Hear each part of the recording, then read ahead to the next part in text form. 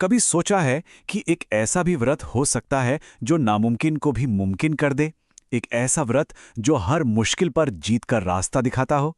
जी हां, आज हम बात करने वाले हैं उसी शक्तिशाली विजया एकादशी की। भाई, जिंदगी में जीत किसे नहीं चाहिए, है ना?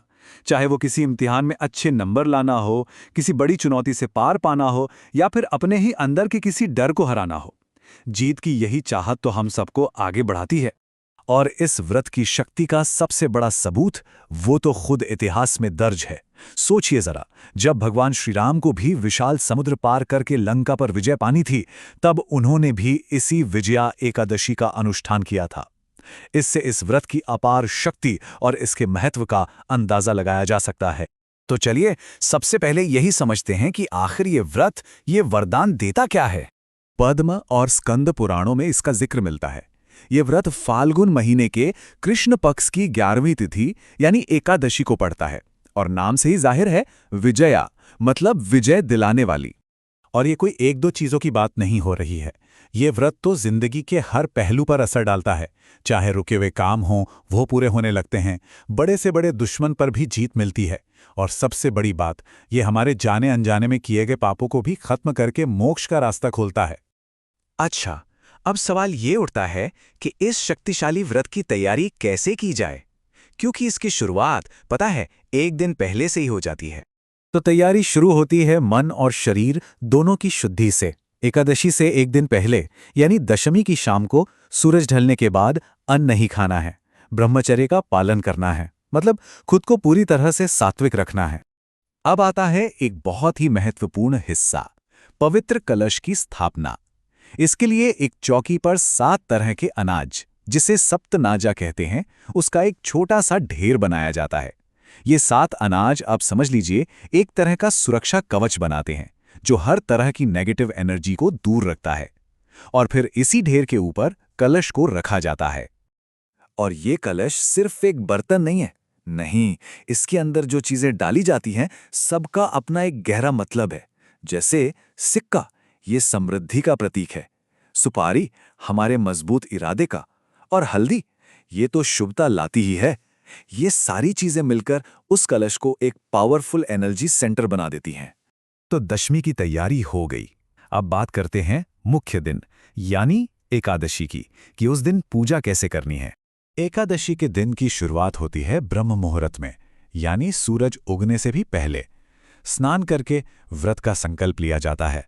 संकल्प मतलब एक पक्का इरादा। और देखिए, इस दिन भगवान विष्णु के साथ मां लक्ष्मी की पूजा भी बहुत जरूरी है। क्यों? क्योंकि किसी भी जीत के लिए शक्ति और समृद्धि दोनों चाहिए, है ना? और हाँ, एक बात और, इस व्रत की कथा सुनना या पढ़ना, ये तो बिल्कुल अनिवार्य है। अब बात करते हैं भोग की। भगवान विष्णु को पीला रंग बेहद पसंद है, तो कोशिश करें कि पूजा में पीले कपड़े, पीले फूल और भोग में भी कुछ पीला ही हो, जैसे मखाने की खीर। ये बहुत अच्छा माना जाता है। और यहाँ एक बहुत जरूरी बात याद रखने वाली है, एकादशी के दिन तुलसी के पत्ते नहीं तोड़ने चाहिए, ये अशुभ होता है। तो पूजा के लिए पत्ते एक दिन पहले ही तोड़कर रख लें। पूजा हो जाने के बाद 2 काम ऐसे हैं जो इस व्रत के पुण्य को कई गुना बढ़ा देते हैं। पहला, केले का दान। ये ग्रहों को शांत करने के लिए बहुत अच्छा है। और दूसरा, अपने घर के बड़ों का आशीर्वाद लेना। कहते हैं, उनके आशीर्वाद से सफलता के रास्ते में आने वाली सारी रुकावटें दूर हो जाती हैं। चलिए, पूजा विधि तो समझ ली, लेकिन इस व्रत का पूरा फल मिले, इसके लिए कुछ नियम कानून भी हैं, जिनका पालन करना बहुत जरूरी है। तो देखिए, दिन भर ओम नमो भगवते वासुदेवाय मंत्र का जाप मन में चलता रहे तो क्या कहने। रात में जागरण करके भजन कीर्तन करना महापुण्य देता है। खाने पीने में चावल या किसी भी तरह का अनाज बिल्कुल मना है। और सबसे जरूरी बात, अपने व्यवहार को शुद्ध रखना है। गुस्सा, किसी की बुराई या फालतू की बहस, इन सब चीजों से बिल्कुल दूर रहना है। ये चीजें व्रत के असर को कम कर देती है। और एक बात जानना तो बेहद जरूरी है, इस दिन की जो ऊर्जा होती है ना, वो बहुत शक्तिशाली होती है। ऐसा मानते हैं कि एकादशी पर किया गया कोई भी गलत काम, उसका जो नेगेटिव फल है वो 100 गुना बढ़कर मिलता है। इसीलिए अपने सोच और अपने काम दोनों पर इस दिन खास ध्यान देना चाहिए। तो व्रत रख लिया, नियम भी मान लिए, पर कहानी यहीं खत्म नहीं होती।